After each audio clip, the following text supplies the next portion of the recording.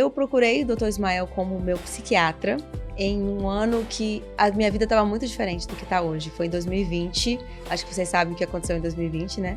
Tivemos uma pandemia, o mundo parou. E paralelo a esse isolamento, que estava todo mundo em casa, eu estava deprimida, estava sofrendo uma espécie de burnout.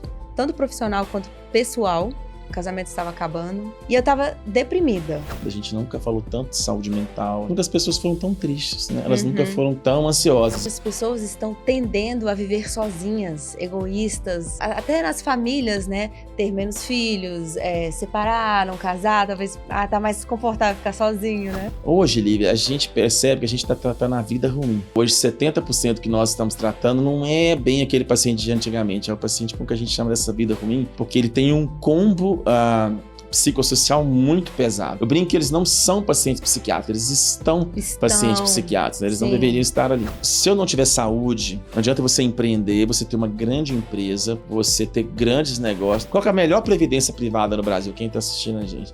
Não é o PGBL com a menor taxa de administração, é você ter um cérebro neurocompetente até os 70, 80 anos. Esse episódio é um oferecimento da Top Investment Group.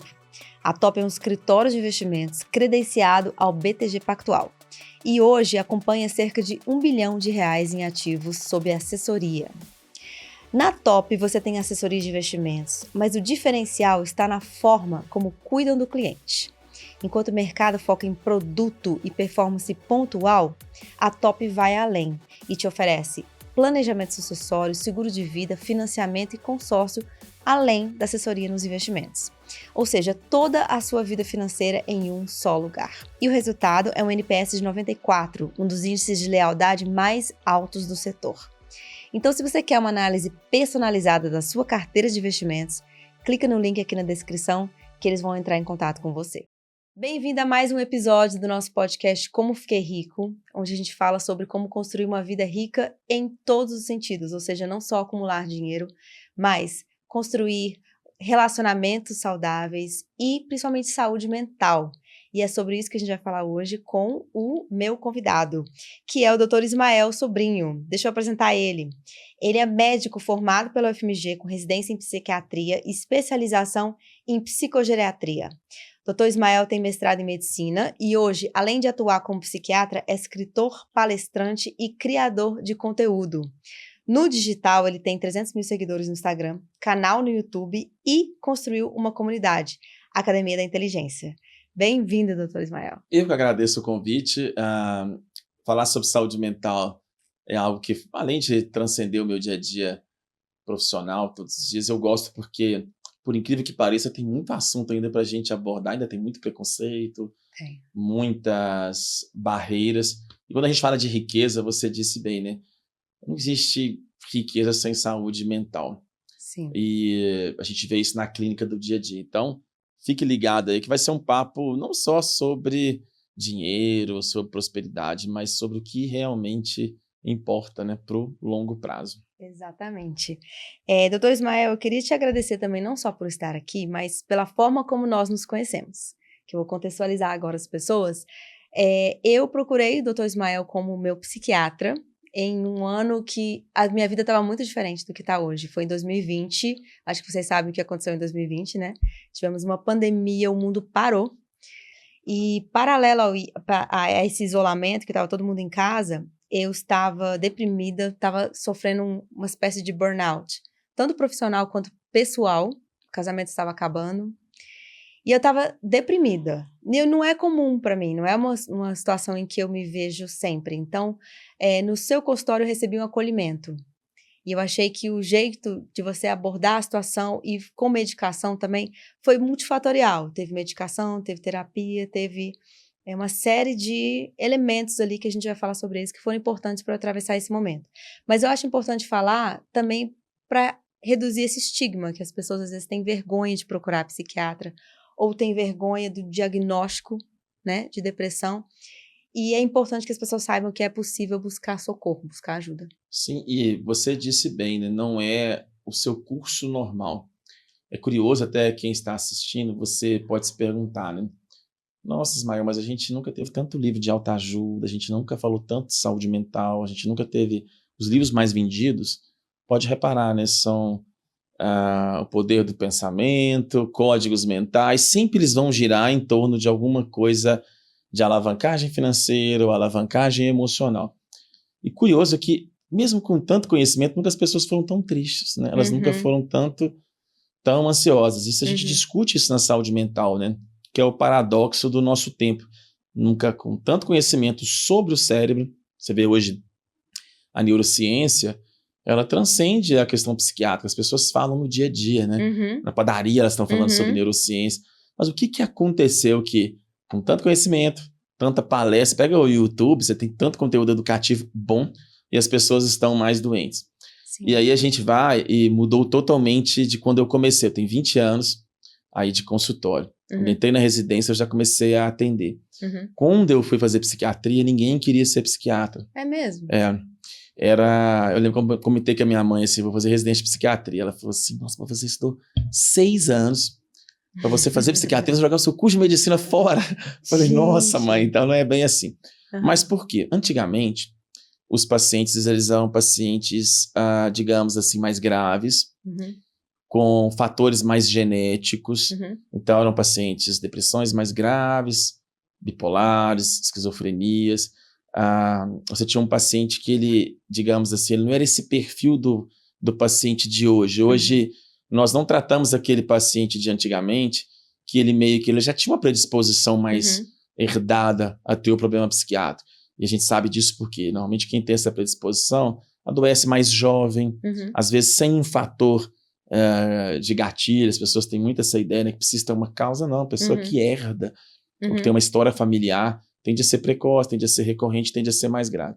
Hoje, Lívia, a gente percebe que a gente está tratando a vida ruim. Então, se antigamente 70% dos pacientes era esse perfil mais, digamos assim, esse vai ficar com o psiquiatra talvez para a vida inteira. Hoje não, hoje 70% que nós estamos tratando não é bem aquele paciente de antigamente, é o paciente com que a gente chama dessa vida ruim, porque ele tem um combo psicossocial muito pesado. Então, vem a tecnologia, as pessoas antigamente, por exemplo, você pega quem está nos assistindo, é mais velhinho igual eu, né, 45 anos. Você dava 17 horas, você não tinha notificação, você não tinha e-mail, você não tinha WhatsApp. Se eu tinha um comércio, eu fechava. Se eu tinha um consultório, o paciente ia falar comigo no outro dia, por meio da secretária, de uma ligação. O ritmo da vida diferente. Você não tinha um e-mail do seu chefe. Hoje nós, querendo ou não, você olha um e-mail, você recebe um WhatsApp. Tanto uma das estratégias que a gente faz hoje é os pacientes terem 2 linhas, né? A gente tenta separar. Sim. Mas, então a gente é notificado quase que o dia inteiro. Só que o nosso cérebro não evoluiu para isso. Sim. Se você pegar o cérebro humano, ele ficou o quê?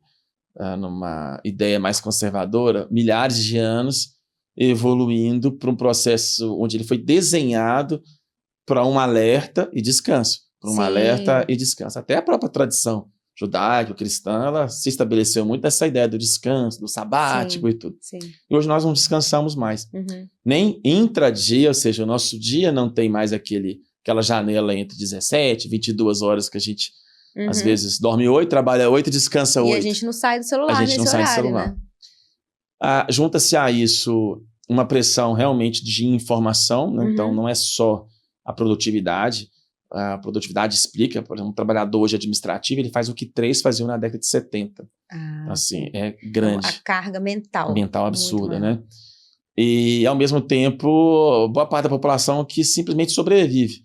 A gente ainda pode falar que eu vou na academia, eu ainda tenho algum tempo para leitura. A gente pegar a realidade do brasileiro, são 2 horas no transporte público por dia, ele basicamente ele está sobrevivendo. Sim. Né? Então, toda essa realidade, ela tem feito com que essas ancoragens, e aí a gente tem uma liquefação do sentido, do propósito da vida, né? As pessoas,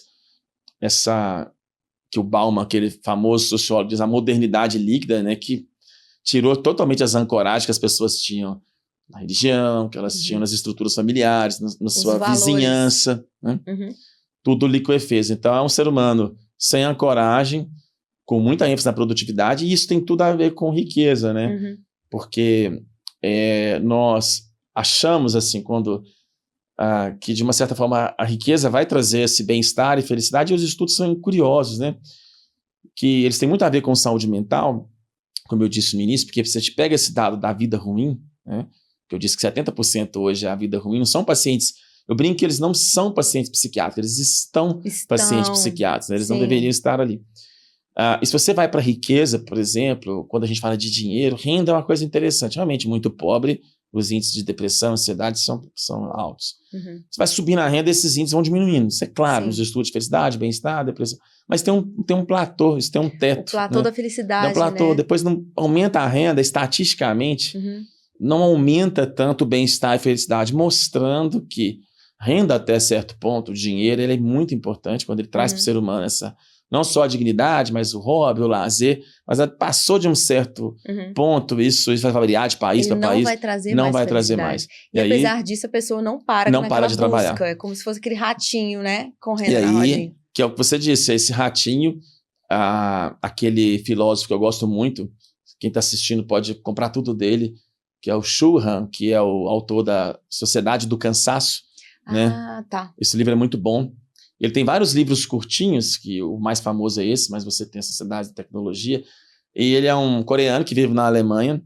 E ele diz isso, ele fala que hoje nós não precisamos mais de alguém externo para nos dar uma chibatada. Nós somos os nossos próprios algozes, né? Porque a pressão por produtividade ela é nossa, né? Ela nos é autoimposta. Sim. Então, nós nos quebramos, nós dobramos as metas, aí a gente vive essa expectativa do empreendedorismo de palco, né, que as redes sociais trouxeram, né, muita gente com essa ideia do rápido, do veloz. Acordar às 5 da manhã, tomar um banho gelado, e você empreende, vai dar tudo certo, mentaliza o sucesso, né, então você diz palavras de afirmação, e por mais que isso tudo tenha, assim, um resultado, um efeito, nós sabemos claramente, você pode viver a sua vida aí, e vai me dizer que nem sempre as coisas acontecem, por mais que você plante o caminhão desgovernado, seja num casamento, seja na saúde, seja numa questão financeira, uma hora um caminhão desgovernado. Uma hora e a gente E o Shuhan diz uma coisa interessante, que ele fala que a sociedade ela perdeu a imunização, ou seja, quando a gente se preparava um pouco para o pior e a gente tinha essa alteridade de trabalhar o polo negativo, de também nos preparar para o insucesso, para a dor, de trazer essa temática, a gente meio que se imunizava também para esses eventuais desafios. Hoje, esse discurso da positividade e da produtividade, ele não cria anticorpos existenciais, né? Então, a gente também quebra muito por isso. Seria então, uma positividade tóxica, né? Então, é um conjunto de coisas que faz as pessoas irem mais no psiquiatra. Eu digo, a resposta ela não é simples. E aí, voltando ao que você colocou, né? O preconceito, ele existe, sim. A medicação psiquiátrica, ela vai ser o tratamento muito importante para algumas pessoas pro resto da vida. Para esses até que têm predisposição, talvez ela vai ser para algumas pessoas 80% do que eles precisam. Mas o que a gente vê na prática, até a própria psiquiatria, ela evoluiu muito nos últimos anos para isso, de ser muito mais uma gestão da vida do paciente. A tal da vida ruim. Então, tem que fazer essa gestão. Entendi. Hoje, esse tempo de diagnóstico e prescrição, talvez ele seja 50% de uma consulta. A ideia hoje é tentar educar o paciente a desancorar dessa vida ruim e tentar, dentro do que é possível, né, fazer essas medidas de estilo de vida que vão fazer ele sair ali do consultório, ele deixar de ser um paciente. E isso não é fácil. Essa educação não é fácil porque as pessoas têm muito preconceito, isso é uma ponta, e tem os outros também que apostam tudo na medicação, que é um outro extremo. E seria um excesso de diagnóstico? Diagnóstico, sim. Eu acho que a gente saiu desse extremo de 20 anos atrás, onde nada era psiquiátrico. Sim. Né? Onde as pessoas tinham vergonha de falar aqui no psiquiatra. E hoje não, hoje as pessoas colocam na bio do Instagram, fulano de tal, autista, altas habilidades, hoje até altas habilidades, autista. E é curioso, né? A gente todo dia estava num grupo de psiquiatra, a gente estava brincando sobre isso.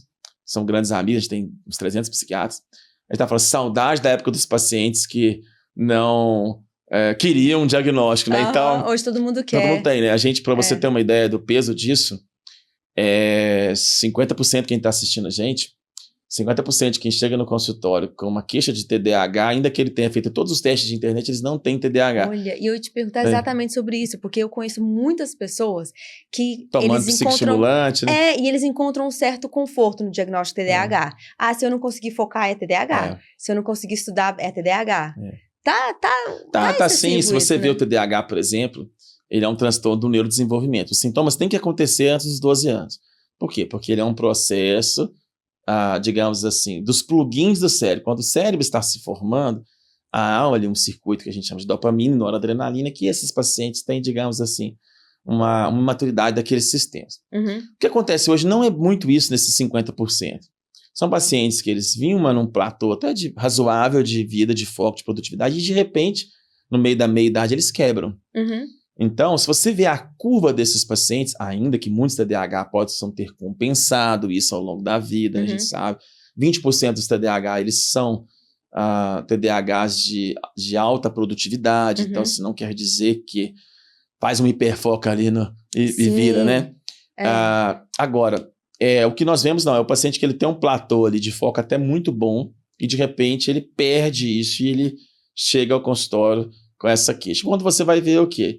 Estresse, obesidade, sedentarismo, o cérebro ele está sofrendo um processo que a gente chama hoje de neuroinflamação, que o foco, na verdade, ele é um sintoma desse paciente que está com o cérebro globalmente quebrado e não é um transtorno primário como o TDAH. Entendi. E aí é um problema, porque ele vai tomar Ritalina, Venvanse, conserta de algum amigo, pode até ter um resultado de curto prazo, vira um rebite, um pré-treino VIP, mas isso não vai se manter no médio prazo. Esse paciente que ele continua no burnout, que ele continua com processo de neuroinflamação, que ele continua com aqueles níveis de cortisol esticados, esse paciente ele vai até ter um resultado de talvez 2, 3, 6 meses, mas depois ele vai virar para você e falar assim, nossa, parece que o remédio perdeu o efeito, eu estava tomando o Venvanse de 30, não funciona, passei para 50, 70, perdi o efeito, não tem solução para mim. E quando tu vai ver, esse paciente não descansa, ele não dorme, ele alimenta mal, ele realmente ele tem um cérebro que está tão sob efeito dessa roda que ele não vai. Então são esses hiperdiagnósticos, né? A gente viu isso no excesso de TEA, a gente teve os ciclos, né? Teve a onda do TDAH, a onda do TEA, do autismo também. O transtorno do espectro autista. Porque é muito difícil para esses espectros autistas nível 1, em alguns pacientes, você diferenciar até do que é uma questão de personalidade. De personalidade, né? Exatamente. Então, hoje se discute, né? Há um grupo, aqui no Brasil essa discussão ainda não chegou tanto, mas nos Estados Unidos se discute muito assim, será que nós não excedemos demais em ampliar muito os diagnósticos, né? Será que nós não estamos mas as pessoas vão assistir, mas você fala isso, mas quantas pessoas não tinham? Eu concordo, né? As pessoas não tinham diagnóstico às vezes ele é importante para a gente entender o porquê nós somos assim, porquê nós lemos o mundo assim, e para o parceiro também entender a pessoa. Mas o que a gente vê em muitos casos que são muito limítrofes, e são mesmo, não é tão simples como até as próprias avaliações neuropsicológicas, os testes, eles têm uma subjetividade. Avaliação psiquiátrica, avaliação... Quem falar para vocês que isso é 100% fidedigno, principalmente nesses quadros... Não é igual o exame de sangue não que vai falar é você muito tem complexo, né? Então, digamos que depois de 20 anos, hoje eu tenho mais medo de diagnóstico do que eu tinha quando eu comecei, né? Porque você vai respeitando mais a estrutura dos pacientes. E agora a gente tem a onda das altas habilidades de superdotação, né? Sim, as altas que é o nosso grande terror no consultório, né? Que é um diagnóstico bom, né? Porque a pessoa é super dotada. Já pensou? Que diagnóstico mas aí cai naquela questão que o altas habilidades de superdotação, como ele lê o mundo de maneira diferente, o mundo ele roda numa IA diferente da dele, esse paciente que ele realmente tem altas habilidades de superdotação, ele sofre. Mais que ele seja produtivo e por um excesso de sentimento, de percepção, de sensação, de entendimento, de às vezes achar o mundo numa rotação muito lenta, ou às vezes ele tem um tédio assim, absurdo com tudo, né? Ele realmente tá jogando um xadrez na vida, que ele tá sempre a 5, 6 casas, mas entende que isso às vezes é angustiante por uma vida que às vezes se chama a uma normalidade gostosa, a desfrutar um cotidiano, a uma liturgia ali do ordinário, né? Exatamente. Então, esses pacientes realmente que têm, eles têm um nível de sofrimento mesmo. Mas, assim, são produtivos, né? Hoje o que a gente vê muito são pessoas que confundem, às vezes, um QI, às vezes, limítrofe, com altas habilidades de superdotação. não têm produtividade, não têm assim, uma dominância de algum domínio muito criativo e não são verdadeiros diagnósticos, né? E a gente vê os pais, né, muito seduzidos por isso, porque você está vivendo um caos dentro de casa. Você tem um filho que você vê que ele meio que foge um pouco daquele roteiro habitual, né? É muito confortável você ir no profissional, você ter meio que uma resposta, entre aspas, para aquilo que você está vivendo, né? Mas se você não tomar cuidado, você cai aí em tratamentos e tudo, que depois eles não vão sustentar. E eu digo isso porque eu tenho amigos que são muito bons psiquiatras infantis e eles falam isso, falam, olha, Ismael, a gente está cada vez mais difícil de convencer a família que ali é um processo sistêmico, de que às vezes o diagnóstico não vai explicar a angústia desses meninos ou o sofrimento, mas é mais cômodo eu ter uma coisa mais pragmática, né? Então a gente vive um tempo muito difícil, onde a gente saiu sim um pouco do hiperpreconceito para às vezes para hiperaceitação, até um pouco da flexibilização demais dos diagnósticos psiquiátricos, né? Sim. Precisamos achar o E a ciência vai evoluindo. Eu acho que a gente vai chegar aí, a gente vai caminhar, e já está caminhando para alguns quadros, para esses marcadores mais biológicos. Então, acho que a tendência no futuro é ter mais clareza sobre isso. Até porque está gerando muito gasto em intervenções que são desnecessárias e sobrecarrega também todo um sistema de saúde. Sim. Pensando, por exemplo, em um diagnóstico que eu acho que todo mundo já se enxergou, que é a ansiedade, né? O ansioso. Uma pessoa que é ansiosa por essa questão da vida ruim, que não tem a vida regrada ali em algumas questões, o que ela pode fazer antes de buscar um tratamento psiquiátrico que já vai colocar a vida em uma certa ordem aqui? Isso é interessante, assim. A gente tem que diferenciar, basicamente, 3 níveis de ansiedade. Você tem aquela pessoa que ela tem uma personalidade ansiosa, então ela é mais preocupada, ela tende a hiperdimensionar as coisas para pior. Eu brinco, a mente dessas pessoas é uma IA, que eles ficam, se A levar B, eu faço C, se C levar D, eu faço... Então eles vão desenhando mentalmente os cenários, né? Às vezes tem um senso de justiça, de correção. Então eles terminam o dia mais cansados porque eles pensaram muito. Então, assim como você está usando aí os seus créditos de o seu computador, se você usa muito, você sobrecarrega o sistema ou queima seus créditos. O cérebro é a mesma coisa. Então, o cérebro ansioso, ele trabalha mais ao longo do dia, ele tem mais pensamentos conscientes ao longo do dia. Essas pessoas, muitas vezes, elas não têm diminuição da produtividade, elas conseguem compensar, e às vezes isso é até, dependendo da profissão, é até bom. Se a pessoa trabalha com algum tipo de análise de risco, TI, alguma coisa que ela tem que ter um raciocínio lógico, algumas coisas, pode ser até competitivo. Eu até brinco que, às vezes, a profissão escolhe o paciente, né? Porque ele já tem essa visão analítica, ele vai trabalhar na financeira, banco, a capacidade de análise. E o outro já totalmente buscou que vai ser um ótimo comercial, né? Assim, é uma coisa relacionada. Da mesma forma, uma pessoa, por exemplo, que é hiperativa, talvez, ou que, não hiperativa, mas que consegue fazer mais do que outros e conciliar 2 trabalhos ao mesmo tempo, vai ter uma gestão de... ou como a gente, que faz 2 coisas, faz né? 2 coisas.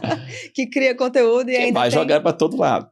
Agora, essa pessoa, ela não precisa de tratamento psiquiátrico, né? Se ela está funcional, se ela não tem nada que o paralisa, que não traz repercussão social no relacionamento. Aí psicoterapia resolve muito, né? Então, a psicoterapia é uma coisa muito subestimada. As pessoas acham que terapia é um bate-papo, mas terapia é um processo que ele remodela o funcionamento do cérebro. A gente sabe que terapia estruturada, os neurônios se rearrumam diferente. Então, é a neuroplasticidade. Então, assim, literalmente, você instala trilhas de neurônios como se você instalasse softwares no seu cérebro. Isso que a terapia faz. Sim, mas essa terapia seria qualquer uma ou uma específica, psicanálise? A gente, assim, é complexo, porque quando você vai para os artigos, você vê terapia cognitivo-comportamental, DBT, terapia dialética, mas talvez não é que as outras não funcionem, talvez a gente não tenha tanto estudo das outras, até porque como os estudos são muito feitos nos Estados Unidos, e lá a TCC ela é muito presente, mas assim, a rigor, a gente vê a TCC, mas eu tenho um certo cuidado, porque tem muitas linhas que às vezes você não tem tanto estudo, mas será que... E a gente vê que funciona no dia a dia, né? E o que a gente vê hoje sobre linhas, normalmente eu converso muito com psicólogos que estão saindo da faculdade, eles têm muita ênfase assim, até quem está assistindo a gente é psicólogo aí, recém-formado, está estudando. Muita gente fala assim, doutor, que linha eu faço? Eu falo, olha, eu acho que não é o paciente que tem que adaptar a sua linha, é você que tem que adaptar o paciente. Né? Tá. Ele não precisa necessariamente ter uma linha e seguir sempre. Você tem que ter um eixo estrutural, obviamente, você tem que saber uma coisa. Mas os grandes psicólogos que eu conheço, que eu lido no dia a dia, que eu vejo assim, que são muito bem na profissão, eles têm uma formação muito ampla. Sim. Não só de psicologia, mas de história, de filosofia, de cultura. Porque o psicólogo hoje, ele tem que estar... Eu brinco que ele tem que ter uns 15 minutos de Twitter, ele tem que ter uns 10 minutos de Reddit, ele tem que estar antenado à vida, entender a linguagem, né, o que está acontecendo. Então, esse aspecto ele é muito importante, né? E aí eu vejo esses pacientes, esses amigos, são terapeutas, eles têm ali, às vezes são, digamos, a formação de base foi TCC, mas eles têm formação em sistêmica, em psicanálise, eles vão integrando. O paciente que está angustiado, terrível ali na crise, às vezes é muito difícil você fazer um processo de treino cognitivo com esse paciente, né? Tem que estabilizar com medicação, então assim, vai depender muito das fases. Da mesma forma que você vê que o eixo estrutural é a família, aí técnicas de psicoterapia sistêmica, onde o eixo de trabalhar o sistema, eles são mais importantes, você vai estabelecer. Então o conselho que eu dou é estudar tudo. A terapia é importante, meditação é muito importante. Meditação. Muito eu queria importante. falar sobre isso. Meditação foi muito importante no meu processo também. É uma prática que eu incorporei na minha vida, igual atividade física. Hoje eu preciso de 10, 15 minutinhos. E aí você fala, mas é difícil você... yoga, respiração, meditação, as pessoas têm muito preconceito, né? A sua meditação é como? Qual é na prática? Eu gosto de técnica de respiração. Eu acho que os pacientes com respiração sincronizada, e se você está assistindo, você pode colocar assim no YouTube, roteiro de respiração antes de dormir. Você vai ver que tem vários conteúdos gratuitos que eles vão te dar um roteiro de inspira, expira, tem um momento de atenção plena. Aí se você tem dificuldade, o que você faz? Eu sou cristão, você direciona para alguns versículos, alguns pensamentos bíblicos. Você pode fazer, por exemplo, um momento de escutar uma Bíblia gravada, que às vezes você... eu não sou budista, mas eu tenho dificuldade ali com alguma coisa. Se você é budista, você vai para os roteiros. Dá para você fazendo adaptações. A questão toda é você ter a atenção plena, desconectar de rede social, de tudo, fazer as técnicas de respiração. E é interessante, porque quando você respira e inspira e faz esse momento de atenção plena, você respira, expira, desliga, e faz os seus pensamentos dirigidos a uma cena, a um texto, a uma meditação mesmo guiada, existe um processo no cérebro que chama rede de modo padrão, que é um sistema do cérebro, digamos assim, que seria um cérebro oculto, que ele é muito importante para a criatividade e para trabalhar circuitos de inibição. Então, várias pesquisas de neuroimagem, você treina essas pessoas para fazer meditação e respiração e mindfulness, atenção plena. Você vê que depois de 6, 8 semanas, essas redes cerebrais de relaxamento, os circuitos cerebrais de ansiedade, eles ficam extremamente mais organizados. Então, e precisa ter uma quantidade mínima de minutos não, por dia? Na verdade, a gente vê assim, nos estudos, é tão interessante que começa a ter resultado em alguns estudos com 3 minutos por dia, né? Caramba, muito pouco, né? É muito possível para todo mundo fazer. Eu sugiro, assim, quem está assistindo, se você tem condições, você pode ir num lugar, aprender, né? Eu falo que yoga é muito importante. Eu sei que as pessoas às vezes têm muito preconceito, até alguns estão assistindo, às vezes são cristãos, né? Tem muito preconceito, mas não tem nada a ver.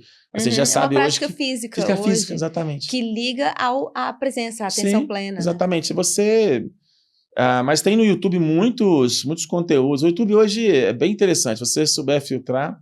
E tem os cursos, né, profissionais assim, que você peneirar, e você vai achar pessoas que te dão curso até online para você aprender isso. Terceiro ponto, exercício. Hoje não se entende saúde mental sem entender exercício. Exercício físico é a terapia biológica, não farmacológica, mais eficaz. Por que eu digo que é uma terapia biológica? Porque o exercício, por exemplo, tem uma substância hoje que a gente estuda muito, que chama BDNF, que é um fertilizante dos neurônios. O exercício, ele aumenta essa produção no corpo. E o BDNF ele é muito importante para prevenir envelhecimento cerebral e diminuir a inflamação que nós podemos ter no cérebro no curto prazo. Então, ele melhora os seus circuitos, previne envelhecimento, previne demências, e ele é extremamente eficaz, ao ponto de você ter estudos que mostram que 90 minutos de exercício aeróbico já seriam suficientes para a saúde mental. 90 por semana. Por semana? Por semana. 1h30 por semana. Aí é uma dica assim, é andar rápido, é andar o mais rápido, se você não consegue correr, Andar o mais rápido que você consegue. Não é andar no celular, pensando na vida, não. Andar rápido. Você tem que, ter batimento cardíaco acelerado. Aquele tipo de exercício físico que até você não consegue pensar ao mesmo tempo, porque dá uma desligada também, né? Falar. Você tem que dar uma ali. Pausa. Depois você acostuma, né? Assim, com o tempo. Exercício é fundamental. Musculação é muito importante, até porque musculação bem feita é também aeróbica. Se você malha muito, Mas as evidências, elas apontam um pouquinho mais para os exercícios correr, caminhar, pedalar, nadar, como um pouquinho mais superior. Então, quem vai para academia faz 15 minutos de esteira, se você vai 5 vezes por semana. Então, se você fizer ali 15 minutos, umas 5 vezes por semana, você já vai matar ali uns 75 minutos, pouco, já seria... É pouco, né? Fazer. Então, assim, dá para fazer. A alimentação, né, é um ponto importante. Hoje, nutrição é muito... A gente tem muitas pesquisas sobre isso também, que não precisa ser xiita, mas se você... Tem uma dieta, a dieta mediterrânea é mais estudada, né? Porque a gente vê que ela tem... Que seria o quê? Ela tem menos carboidratos pessoas, assim? processados, ela tem menos açúcar. Ela é baseada em quê? Ela é baseada muito em peixes, castanhas, azeite, grãos, né? Então, assim, você tem muitos grãos, mas basicamente, assim, ela evita muito açúcar e carboidrato processado. Tá. O que você pode adaptar para o Brasil? Nossa dieta é boa. A gente não vai ter peixe aqui, né? Muito difícil, mas a gente pode fazer uma dieta, por exemplo, com mais proteína, menos carboidrato, com uma restrição de açúcar e muito legume e salada, né? Se evitar os ultraprocessados, você já é uma resolve sua vantagem vida. enorme. Porque isso tem um processo, quando você come, isso gera um processo de inflamação intestinal. E essa inflamação intestinal, começa no intestino, você inflama o intestino, e isso é um fato. E essa inflamação, ela circula no corpo como um todo, e isso é grande responsável por doenças autoimunes, por quadros de depressão, de ansiedade. Por isso que se fala tanto que o intestino é o segundo cérebro. Quando eu vou fazer meu mestrado, eu estudei exatamente isso. Isso que a gente chama de eixo cérebro-intestinal. Então, assim, isso é para começo de conversa. Se você for um nutricionista, cada um vai ter a sua particular. Algumas pessoas, por exemplo, têm enxaqueca, tem outros quadros. Tem gente que você suspende glúten e lactose, alguns pacientes que você vê que eles têm intolerância ou alergia, as pessoas melhoram demais, né? Então, Nossa, assim... Então, às vezes a pessoa está querendo correr para um psiquiatra, ela tinha que correr e tem essas medidas de estilo de vida, né? Eu falo esses quadros mais leves. Isso é muito importante. Espiritualidade. Sim, queria falar sobre isso, porque você fala bastante sobre espiritualidade. Hoje é interessante, assim, espiritualidade, porque quando eu estava na residência médica, se você falasse de espiritualidade, de fé, você era visto como um louco, um charlatão. Né? Até hoje ainda, no Brasil, há um preconceito muito grande. Nas sociedades médicas, isso melhorou muito. Se você pegar a Sociedade Brasileira de Psiquiatria, de Cardiologia, Geriatria, eu não lembro agora as outras. Eu sei que a Cardiologia, Geriatria e Psiquiatria, ela tem um departamento de psiquiatria ou de geriatria e espiritualidade. Por quê? Olha. Porque se sabe que espiritualidade é um fator de proteção. A pessoa que diz hoje que fé e espiritualidade piora a saúde mental, ela é uma pessoa desatualizada cientificamente. Lógico, não pode ser qualquer fé e qualquer espiritualidade. Se for uma espiritualidade de barganha, essa bagunça, piora as pessoas, né? A fé mas aquela que traz sentido, propósito, pertencimento, comunhão, serviço, comunidade, transcendência, ela é excelente. Então, os estudos, eles começaram a mostrar que esses pacientes com depressão, ansiedade e outros quadros que melhoravam mais. E aí a ciência, ela é a ciência. Ou a gente acredita em tudo, ou a gente não acredita em nada, né? Sim. Eu lembro que eu estava em Los Angeles em 2015, vi um congresso, fui pro Congresso Mundial de Psiquiatria, cheguei lá, tinha uma palestra, a primeira vez que eu vi na vida, de psiquiatria e espiritualidade. Eu achei aquilo muito interessante. Eu falei, olha pra você ver, né? Eu tinha terminado a residência em 2008, eu pensei, olha, na residência o preconceito, e aqui nos Estados Unidos as pessoas já estão integrando, lógico, com respeito, ética e tudo. E aqui no Brasil a gente ainda tem muito problema com isso, porque muitas sociedades, até de psicologia, extremamente preconceituosos e achando... E você vai nos Estados Unidos, agora em maio tem um congresso nos Estados Unidos, em Boston, ali naquele campus de Harvard, que é o 6º Congresso Mundial de Saúde Mental e Espiritualidade. Você vê lá apoio da Sociedade Americana de Psiquiatria, Sociedade Americana de Psicologia, ou seja, pessoas do mundo inteiro que estão ali para mostrar estudos sobre espiritualidade e saúde mental. Então, essa coisa de que saúde mental e espiritualidade não conversam, isso é conversa fiada. Isso já está ultrapassado. Então, isso já está ultrapassado. Sim. Aqui no Brasil, que tem a questão ideológica, que a ciência, ela convém quando eles querem. Então, o que acontece? A espiritualidade é uma coisa que a gente hoje, se o paciente quer, a gente incentiva porque é um fator assim, de proteção. Uhum. E por incrível que pareça, né, a gente poderia falar de outras questões aqui, mas tem um fator que ele é muito subestimado. Quando você pega os estudos de mortalidade e bem-estar, o que mais faz as pessoas viverem mais? Aí você pensa, pode ser não ter diabetes, não pode ter hipertensão, não fumar, tudo isso é importante. Você tem um chute sobre o que mais aumenta a expectativa das pessoas ou o que mais reduz? Sono? Não, sono é importante. É. É uma das variáveis. Sei. Solidão e isolamento. Olha. Os estudos de mortalidade mostram que Então. solidão e isolamento é o maior fator de risco para você ter a sua vida encurtada. Sim. Isso é interessante, porque realmente as pessoas estão tendendo a viver sozinhas, egoístas, até nas famílias, né? Ter menos filhos, separar, não casar, talvez tá mais confortável ficar sozinho, né? A gente... Esses estudos, tem um que é muito grande na Inglaterra, que eles vêm seguindo esses pacientes há muitos anos. Aí eles vão olhando tudo isso, pressão, e anota tudo. No sistema inglês, tudo é anotado. Você não toma uma dipirona sem você passar no médico. Então, aí é legal para você fazer estatística. E eles foram vendo isso. Falaram, olha, que interessante. Esses pacientes é importante eles não serem obesos, é importante eles não terem pressão alta. Tudo isso é importante. Mas na hora que você vai ver as variáveis campeãs, elas são todas psicossociais. Assim, por exemplo, uma pessoa que ela é sozinha na velhice, ela morre mais cedo. Então, a gente vê que, não quero ver gente, esse é um caminho bem adoecedor. Né? O assim, isolamento é terrível. E é o que você Então. falou, a gente vive uma sociedade que ela caminha para uma coisa meio narcisista, isolada, Sim, né? sim. Direcionada para não acreditar nas pessoas, né? Essa guerra de classes, essa guerra de gênero, essa coisa de todo mundo tá com medo de todo mundo, né? Sim. Então, assim, ninguém aproxima de ninguém, todo mundo tá com medo de ninguém ajuda ninguém, porque... Então, esse sistema, ele é feito para as pessoas adoecerem, né? Às vezes você não conhece seus vizinhos, né? Eu vejo no consultório, é uma loucura, né? As pessoas estão na internet e elas veem, assim, os exemplos ruins e elas começam a generalizar, né? Então, todo homem é um abusador, todo homem é um misógino, ou o cara vai pro discurso red pill, toda mulher é uma bandida, toda mulher ela quer me dar um golpe, então assim, as pessoas estão ficando paranoicas. O ceticismo, né, tá tomando conta das pessoas. Então, assim, aí ninguém se relaciona, ninguém conversa, né? Você vê, outro dia eu postei isso na rede social, as pessoas acharam que era zoeira, mas nunca se viveu tão bem. E é um paradoxo, fala, não, mas você tá de brincadeira, nunca se viveu tão bem. Claro, se você pegar a expectativa de vida de 1940 para cá, ela aumentou 35 anos.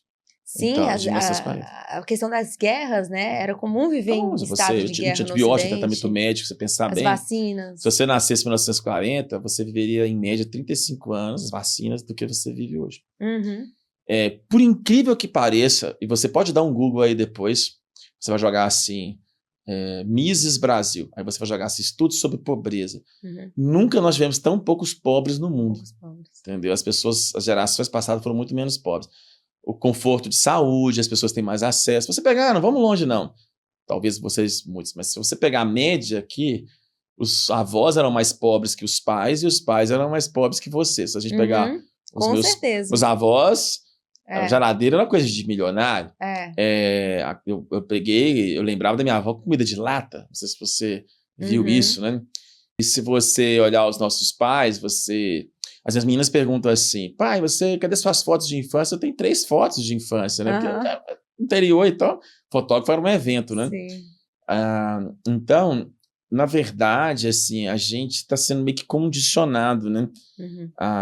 De que uma família não é bom, de que ter filho não é bom, Mas por quê? Porque as gerações passadas, de uma certa forma, os nossos pais, eles abriam muito mão, né? Hoje a gente quer viajar, a gente quer ter bens de consumo, a gente quer ter filho, a conta não vai fechar. A gente quer ter filhos e colocar nas melhores escolas nunca e dar fechou, todos os presentes. Como não fechava para os nossos pais, né? Assim, eles educavam, a maioria aqui, quem não é rico, e eles iam aproveitar o melhor dessa vida mais tarde, né?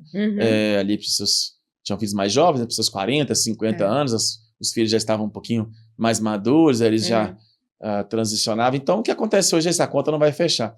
Então, essa ideia do isolamento é uma coisa que a gente tem que combater E não é também fazer um discurso aqui hipócrita de um minimalismo, de um essencialismo, mas a gente tem que refletir muito sobre isso, assim, do que a gente realmente precisa para viver, né? Sim, sim. A gente mora em lugares que a gente não precisa, a gente paga caro por coisas materiais que a gente não tem necessidade. A gente vê as pessoas super alavancadas, né? A gente já vê no consultório pessoas que teoricamente até ganham bem, você trabalha com isso. Você vê que riqueza tem muito mais a ver com o que se poupa do que com o que se ganha, né? Não que renda ganhar não é importante, mas é assustador o tanto de gente que eu atendo, por exemplo, que são servidores públicos que são altamente qualificados e às vezes até por terem salários fixos, eles têm 5, 6 descontos em folha. Sim. Assim, outro dia um paciente ia trabalhar no Banco Central e tem um salário bruto de 30 mil. E estavam falando que ele recebe líquido hoje 8 mil por causa de descontos em folha, né? E ele fala, cara, consignado. Ele fala, cara, não sei onde foi o dinheiro. Os dados de endividamento de servidores são grandes, são assustadores. Em militares, assim. São. Então, você vê que... E muitas vezes você vai ver essa alavancagem, né?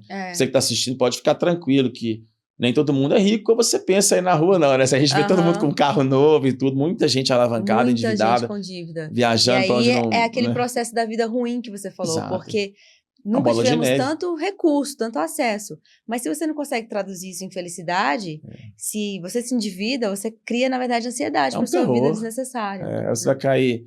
Então, esse tipo de reflexão ele é importante. Você que trabalha com isso, né? A gente estava conversando aqui antes do programa. Você vê com finanças. Se você faz um programa de finanças educativo, você vai ter um público X.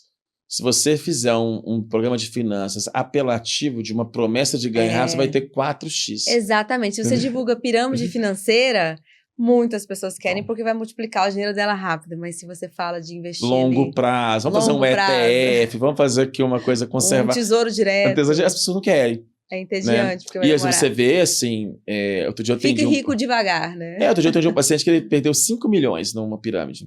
Meu Deus. E a gente pensa assim que o golpista do Tinder ou que a pirâmide financeira são pessoas assim que não têm, não, são pessoas assim, instruídas. Atendo juízes, médicos, agora esse fenômeno de bets, né?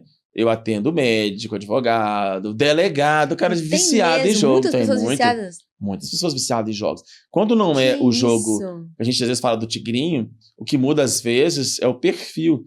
Às vezes a pessoa mais simples vai para um jogo mais espartano, mas a pessoa com mais recursos, ela está perdendo dinheiro no day trade. Então, assim, vocês vê ali a quantidade de gente que todo mês, tem gente que perde 100, 200 mil em day trade, porque ele está achando que ele fez um curso lá com influencer no Instagram e ele não entende que as próprias estatísticas mostram que menos de 5% das pessoas que operam, você trabalha com isso, elas vão bater o mercado. Até porque hoje você tem robô, você está operando com um monte de coisa, né? E o day trade trabalha com essa promessa de ficar rico rápido. E aí vira exatamente igual às apostas esportivas ou às bets. É o mesmo sistema. Você vai perder. Os números e aquele vício em você ganhar uma hora e perder logo depois. E isso é um problema sério, viu? Assim, eu digo que eu acho que não tem como mais resolver no sentido legal. O governo, as pessoas falam que tem que proibir, não adianta, porque eu vejo os próprios clientes que são muito viciados, por exemplo, em bets. Você proíbe aqui, eles vão acessar a VPN, que são esses sites que você consegue mudar de país, de localidade, e a maioria até eles jogam fora, assim, jogam em outros sites internacionais, então não tem mais jeito de você proibir isso na internet. Isso aí, quem está assistindo, o governo vai proibir isso, esquece, o governo não tem poder para proibir isso. Agora a gente está num ponto realmente de tributar pesado e o que tem, e realmente conscientizar a população mesmo. Porque agora eu acredito até que a gente tem que fazer uma campanha como a gente faz para o cigarro, como a gente faz para outras coisas. O problema hoje é sério mesmo, assim, é uma questão... E por curiosidade, deixa eu te perguntar, uma pessoa que te procura, que esteja viciado aí nas bets, ou que tem um familiar que seja... Qual é a abordagem? Nós, normalmente, o que a gente faz? Hoje a gente entende que os mecanismos cerebrais de compulsão, de dependência, digamos que eles rodam a mesma estrutura cerebral. Se eu pego um paciente viciado em drogas, se eu pego um paciente viciado em comida ou em apostas, o sistema que a gente chama de sistema de recompensa no cérebro, a estrutura é a mesma. Então nós temos, na parte psiquiátrica, nós temos medicações que ajudam em compulsões e funcionam. Aí a terapia ela vai trabalhar aí o aspecto particular de cada paciente, os aspectos comportamentais, o porquê dessas alavancagens emocionais e tudo. Mas quem é muito viciado mesmo e quer, né?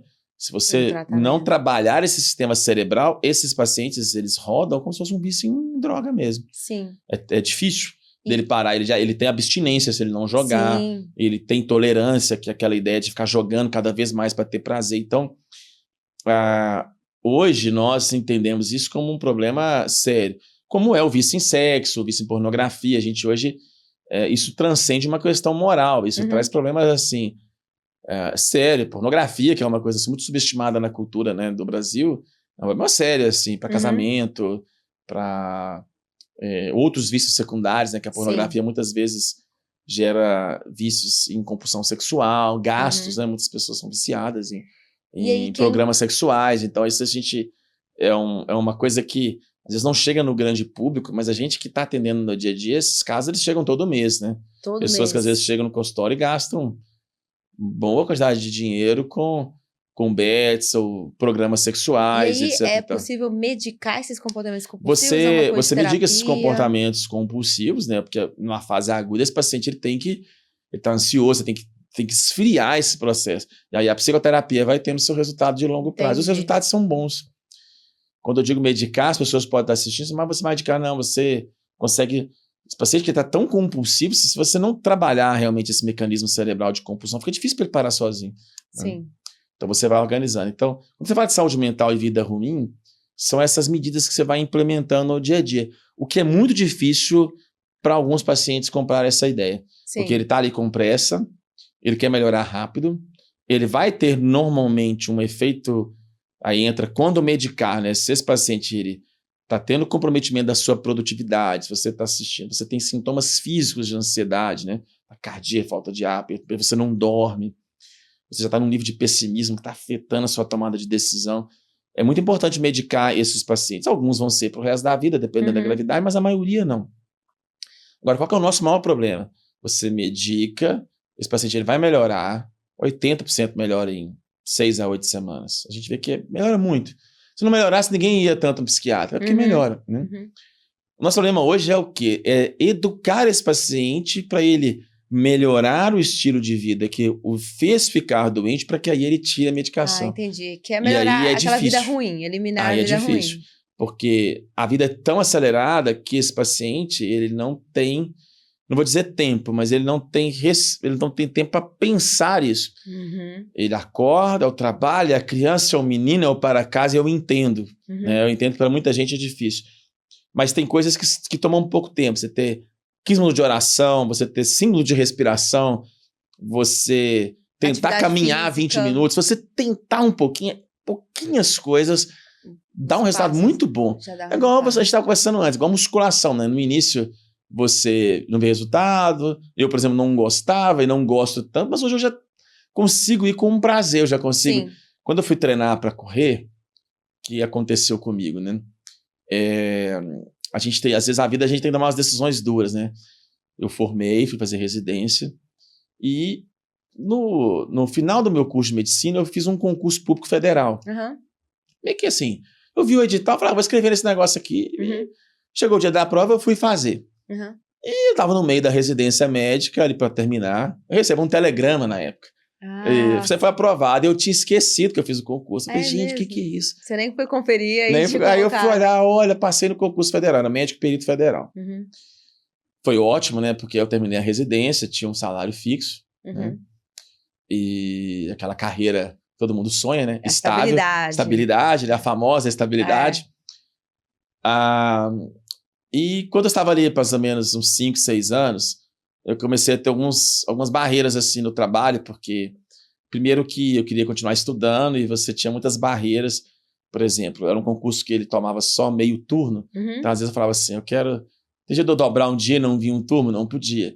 Eu falava, cara, tem algumas coisas assim. Aí eu via que o sistema, ele tinha uns problemas que ele não focava em produtividade, sendo bem honesto, assim, no lugar que eu trabalhava. Hoje melhorou bem.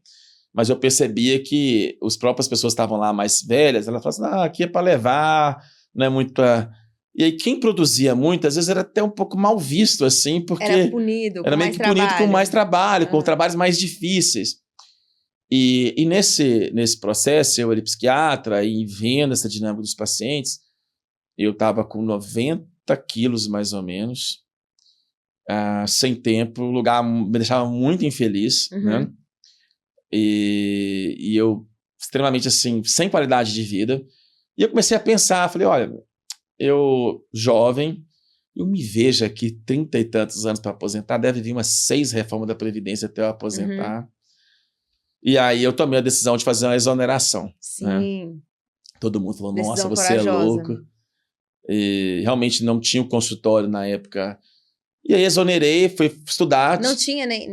Não, tinha um consultório, mas ele não era 20% da minha renda.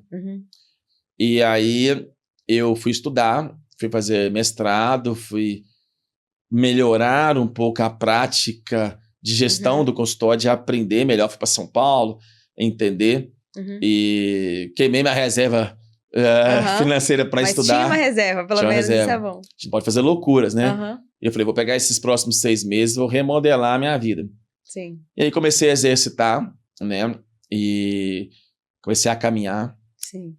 E fui aprender dieta, estudar, né? Dieta low carb, fui aprender lá dieta paleolítica. Então foi uma mudança... Foi uma mudança geral. Geral, não precisava, vida. né? Sim. Porque eu não adiantava eu exonerar de um concurso público e entupir minha vida de serviço. Né? Eu tinha que aproveitar aquela janela de tempo para repensar. Tudo que eu ensinava para os pacientes eu não fazia, né? Sim. Ou seja, eu me via como aquele paciente clássico que ia infartar ali com 50 anos. Ninguém infarta aos 50 anos de graça. Poucas pessoas. A maioria tem todo um estilo de vida que um dia levou a isso. E comecei a caminhar e foi 5 km, 10 km, 15 km. Na hora que eu vi, eu estava fazendo as maratonas, aos 42. Aí foi todo um estilo de vida que Quantas maratonas você fez? Eu já fiz umas 12, mais ou menos. 12? Umas 12 maratonas. É muito. E o que eu percebi? Que uma vez que eu fui organizando, perdendo peso, melhorando, aí a minha vida com Deus, espiritual, então se eu tenho uma vida cristã, comecei a voltar às origens, algo que eu tinha perdido por um tempo.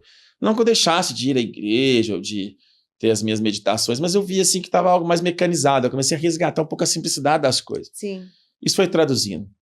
Como que o menos é mais, né? Numa mente melhor, numa produtividade melhor, num suporte melhor aos pacientes, uma tomada de decisão melhor e mais tempo a estudar. Sim. E o que eu percebi, assim, que depois ali de uns 2 anos, no máximo 1 ano e meio, 2 anos, eu estava ganhando mais que eu ganhava no concurso, mas fazendo uma coisa que eu gostava e que eu estava mais alinhada com a questão de propósito, né? Legal. Eu sei que não é fácil isso no Brasil, para a realidade da maioria das pessoas, mas tem gente que consegue fazer transições de alguma maneira e não fazem, né? Então a gente tem que, assim...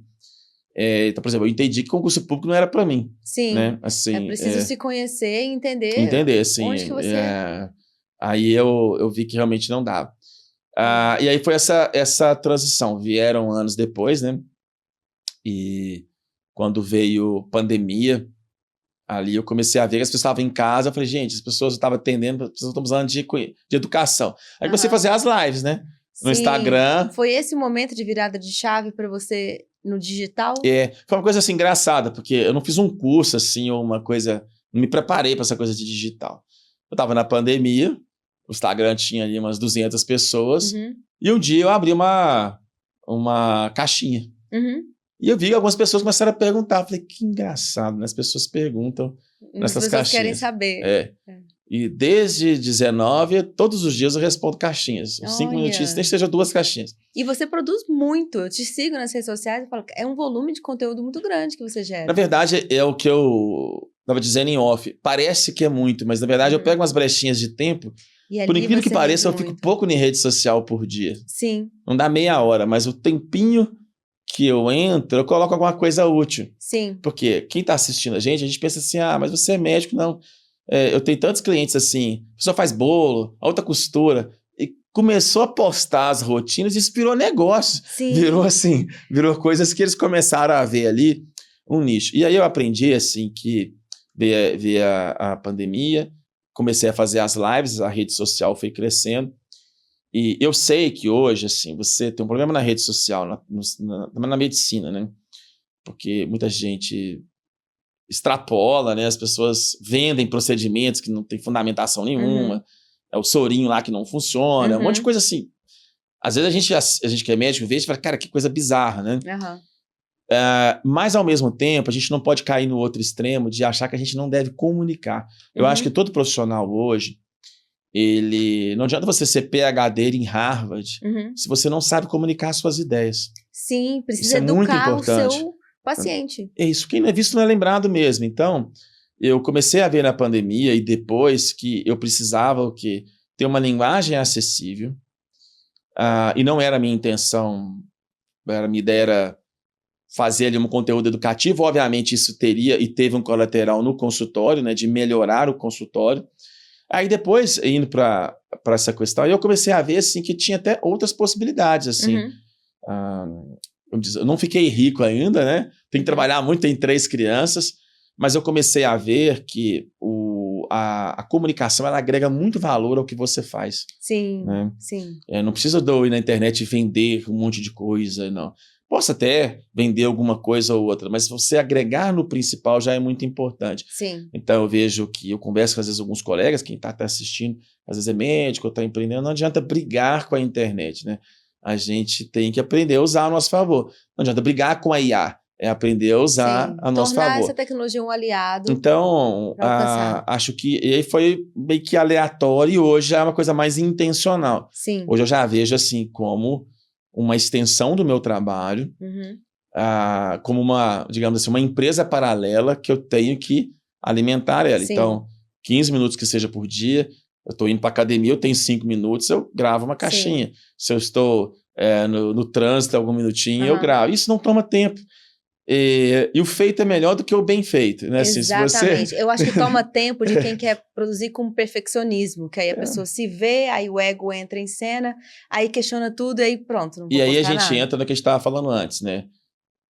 Manter uma autenticidade. Então, assim, eu não sou aquele cara do terno, não sou aquele médico todo arrumadinho. Se eu tô na rua todo estrupiado, eu tô gravando. Se eu tô com camisa de futebol, eu tô gravando. O que importa é o conteúdo. É o conteúdo, e comunicar. assim. E isso é uma coisa importante, né? A gente não adianta representar um papel. Verdade. Tem pessoas que às vezes têm milhões de seguidores no Instagram e são totalmente detonadas emocionalmente, né? Sim. E vendem conteúdo de autoajuda.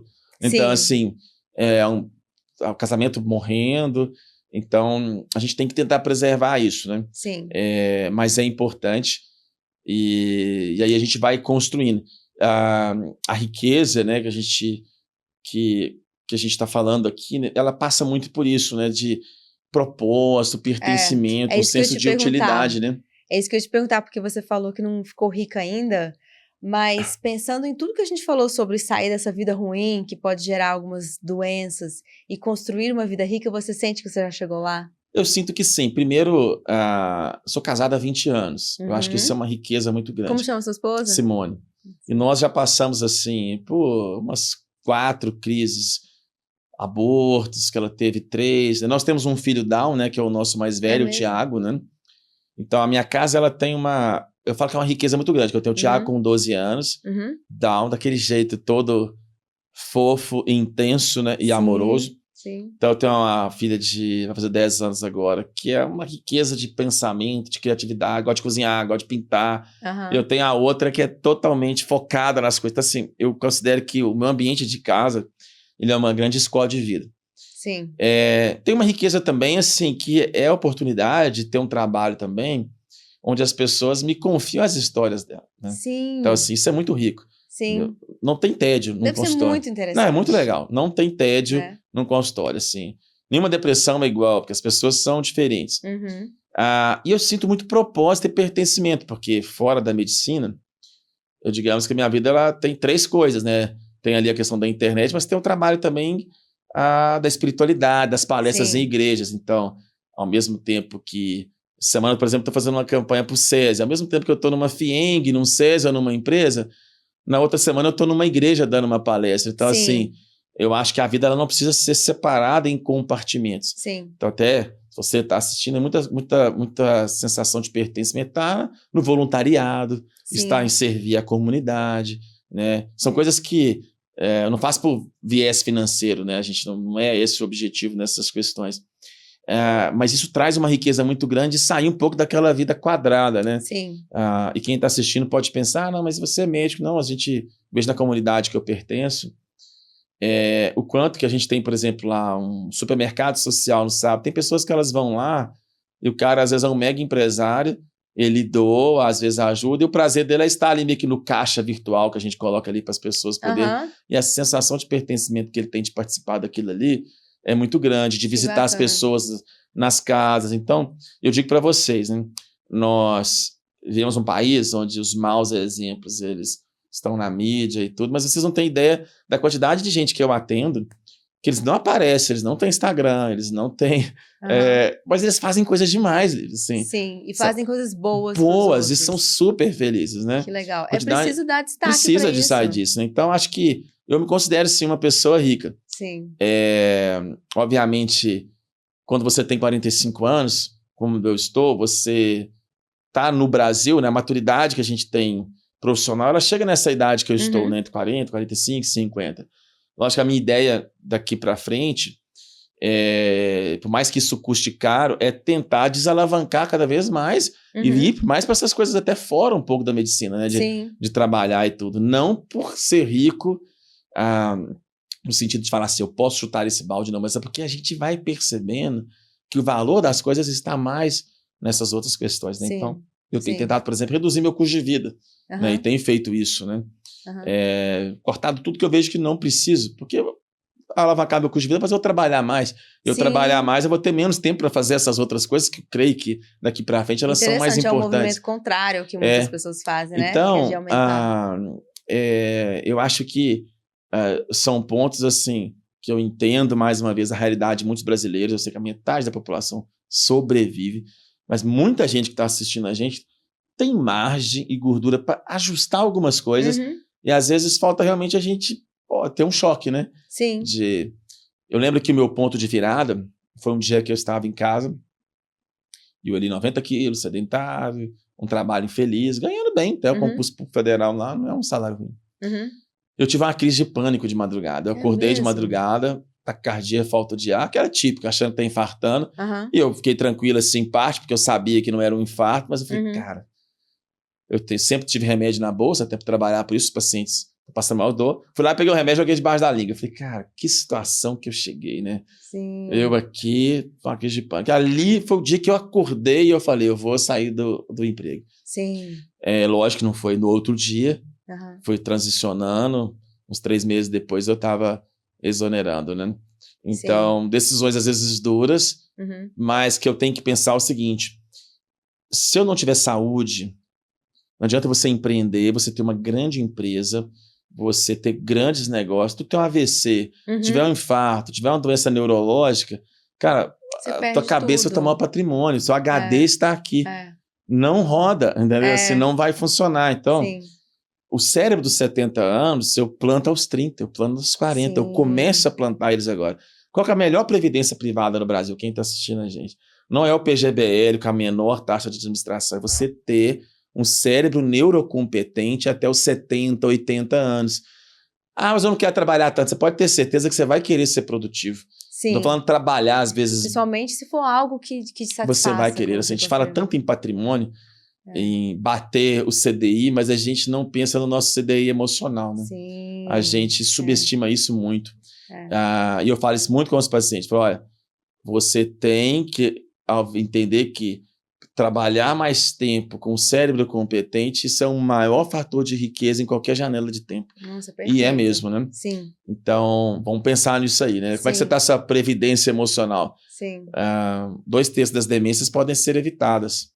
E o que a gente está fazendo para cuidar disso, né? Pois é, e você deixou pra gente aqui vários ensinamentos práticos que as pessoas podem começar a adotar Isso. agora, sem precisar necessariamente buscar um psiquiatra, mas essa vida rica que você falou, né, largar essa vida ruim, que é buscar mesmo atividade física, sono, a meditação de um jeito muito prático. E tem bons livros, né? A gente vê tantos produtos caros na internet, eu digo para os pacientes assim, quando eu faço um curso ali para um paciente ou alguma mentoria na internet, a pessoa está comprando uns 100 livros que eu li, tô mastigando ali para ela. Mas eu até brinco com as pessoas que às vezes estão do meu lado, eu falo assim, se as pessoas soubessem que por 30, 40 reais, se elas lessem 2 livros por mês, elas teriam tudo isso, assim, num custo muito baixo. Mas o quanto que as pessoas leem, né? O quanto que elas estão preocupadas, assim. Então, eu quero te desafiar aí, você que está assistindo, a ler mais, né? Acho que isso também não tem curso, mentoria mais barata do que um livro, entendeu? Exatamente. Quem quiser te procurar nas redes sociais, então... Me acha lá, só colocar o Instagram, o resto vai vindo pelo Instagram, @ismael.sobrinho. Vamos colocar aqui. E lá eles podem entrar em contato com a Academia da Inteligência e procurar saber mais. Todos os projetos, livros, palestras e tudo. Mas eu queria agradecer, né? A gente falar de saúde mental é sempre importante. Sim. E sair um pouco dessa visão... não falei tanto de psiquiatria, né? Mas é porque a gente hoje não vê a psiquiatria mais como prescrever algo, né? A gente tem que entender a psiquiatria como um todo. Então, agradecer vocês também pelo carinho. Não deixe aí de compartilhar, dê aqui o seu like, compartilhe, né? Porque se você gostou, outras pessoas vão gostar também. Então, uma forma de você ajudar quem produz o conteúdo é curtir e compartilhar. Exatamente. Não se esqueça de inscrever. Eu já ia falar, mas o Dr. Ismael já falou por mim. E eu que tenho que te agradecer, porque você trouxe aqui uma riqueza de ensinamentos práticos para a gente colocar mesmo em prática na nossa vida e construir essa vida rica. Eu agradeço. Obrigado pelo carinho. Então, um abraço a todos. Pessoal, fechamos aqui nosso 5º episódio do podcast. Um abraço para vocês e até a próxima.